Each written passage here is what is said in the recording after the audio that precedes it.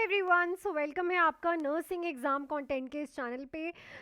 बेटू, आप सब लोग मुझे कॉल मैसेजेस कर रहे हो कि मैम पंजाब की स्टाफ नर्स की अपकमिंग कौन सी वैकेंसीज आ रही हैं। अब जो ये कुछ महीने बचे हैं इनमें हमें वैकेंसीज देखने को मिलेंगी कि नहीं। जैसे कि आपने देखा अभी DHS 702 की जो है डॉक्यूमेंट वेरिफिकेशन और ज्वाइनिंग हो चुकी है। अब BFUHS वालों की कुछ ही दिनों में हो जाएगी, 200 वालों की।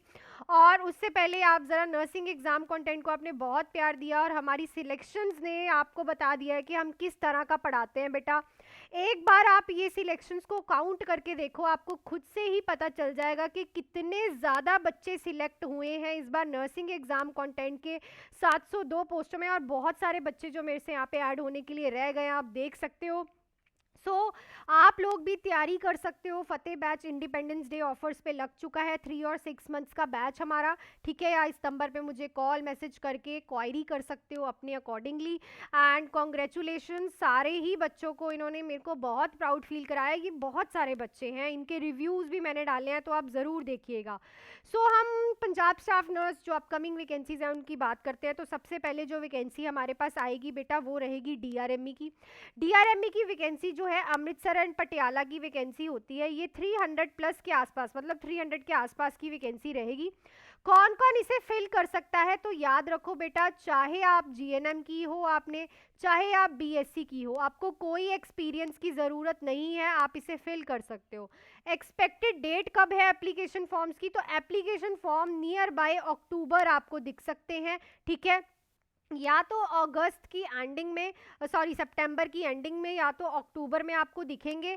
और ये अमृतसर पटियाला की वैकेंसी रहेगी, 300 प्लस पोस्टें रहेंगी। फिल इसे GNM BSc वाले दोनों कर सकते हैं, कोई एक्सपीरियंस की ज़रूरत नहीं है। आप फ्रेशर हो, आपने अभी GNM किया, आपने अभी BSc किया, आप कर सकते हो। अक्टूबर के आसपास इसकी वैकेंसी आएगी। प्लस मैं आप लोगों को ये भी बता दूं कि ये जो वैकेंसी है इसकी एज रहेगी, जनरल कैटेगरी की एज रहेगी 37 ईयर्स। और आप लोगों की OBC एंड BC कैटेगरी जो है उसकी एज रहती है 5 ईयर्स प्लस करके 42 ईयर्स, ठीक है। तो ये तो आपकी DRME की वैकेंसी है। अब है बेटा NHM पंजाब की वैकेंसी। इसका तो आपने नोटिफिकेशन भी देखा है। ये जो वैकेंसी रहेगी ये 800 प्लस के आसपास रहेगी। अब ये है कि या तो DRME की वैकेंसी पहले आ सकती है या तो NHM की पहले आ सकती है इन दोनों में से पहले एक वैकेंसी आएगी, ठीक है। उसके बाद तो ये आपस में ही अक्टूबर नवंबर में ही आपको ये दोनों वैकेंसीज देखने को मिल जाएंगी। 800 प्लस इसकी पोस्टें रहेंगी।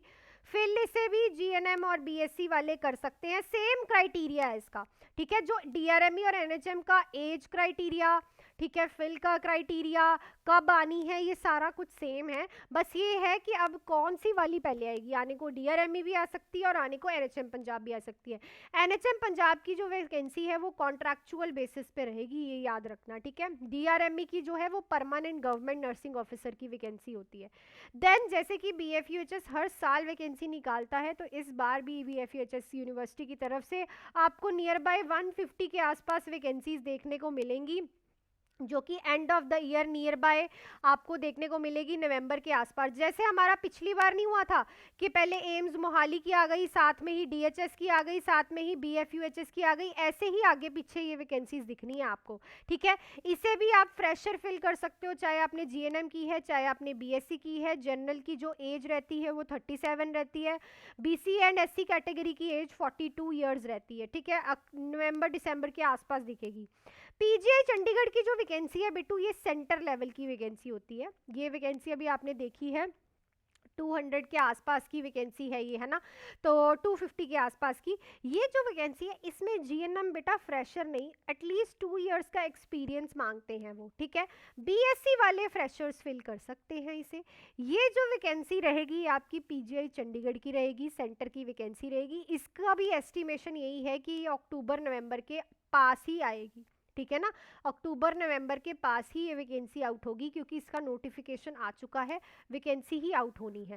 देन जो आपकी नेक्स्ट वैकेंसी है वो GMCH की है। पहली बात तो जो बच्चे GMCH के लिए रूट कर रहे हैं या फिर जिनका एम GMCH है, तो आप ये याद रखो बेटा, इसके लिए CCC+ ये कंप्यूटर का सर्टिफिकेट होता है, जो कि आपको कंप्यूटर का कोर्स करने के बाद मिलता है। इसका एक एग्ज़ाम होता है, पहले आपको ये सर्टिफिकेट चाहिए होता है। अगर आपको GMCH में गवर्नमेंट नर्सिंग ऑफिसर बनना है तो आप ये कंप्यूटर लैब्स होती हैं जो वहाँ पे जाके पूछ सकते हो और बनवा सकते हो, इसका एक क्राइटेरिया होता है, ठीक है।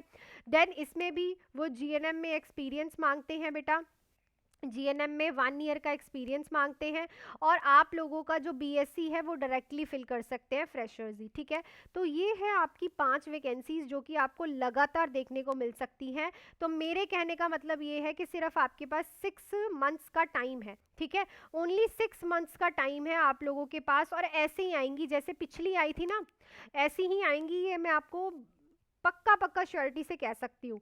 सो फतेह बैच पे लग चुके हैं इंडिपेंडेंस डे के ऑफर। जो हमारा 3 मंथ्स का बैच है अब ओनली 1799 का, 6 मंथ्स का 3099 का। 6 मंथ्स के 3099 के बैच में हमारी 2 इंस्टॉलमेंट्स भी अवेलेबल है। सो आप लोग इस नंबर पे मुझे कॉल मैसेज कर सकते हो। नर्सिंग एंड पंजाबी का क्राइटेरिया कंप्लीट मिलेगा with test series with MCQs.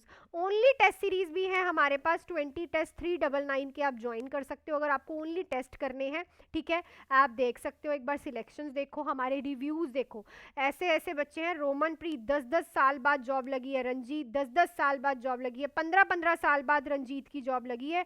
मैं आपको दिखा देती हूँ, ठीक है, कि मैम हम 15 साल बाद, रंजीत की 15 साल बाद जॉब लगी है, रोमन की 10 साल बाद जॉब लगी है, फ्रेशर से सीधा जॉब लग गई है।